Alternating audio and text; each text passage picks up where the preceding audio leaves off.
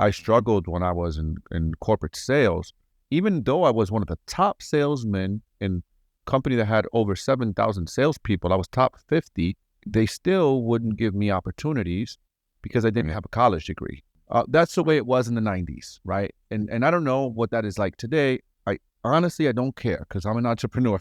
So, Somebody cares, though.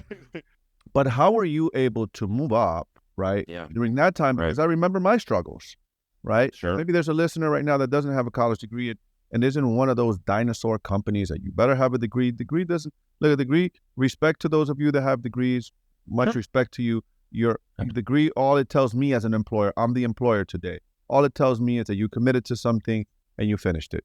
Great, but that doesn't tell me your ability to lead. That doesn't tell me about your ability to process, your experience, your ability to make good decisions, your ability to be a good team player. Culture doesn't tell me any of that. Your work ethic doesn't really tell me any of that. And those things are far more important, I think, than just bachelor's in science or whatever they call it, political science. I always, and maybe this is just me, maybe somebody else feels like this, but I always believed there was something different.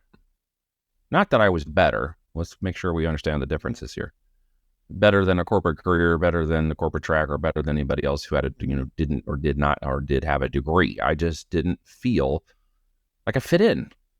I just, it's hard to explain. It's kind of in your soul.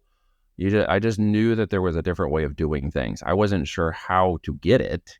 That was probably the biggest jump. And I think many people feel like that. I wouldn't say, like one of my mentors says, there's a difference between hell island and heaven island. And, if you're in hell in your life because you don't want to go to the job, or you're traveling, or you're missing your kids or your wife or your spouse or whoever, and you're feeling left behind, maybe you're feeling sad, and maybe this is your hell, is to go to this thing and keep doing it all the time, but you don't know how to get past it. Getting in the boat and trying to avoid the sharks to make it to heaven island is a challenge.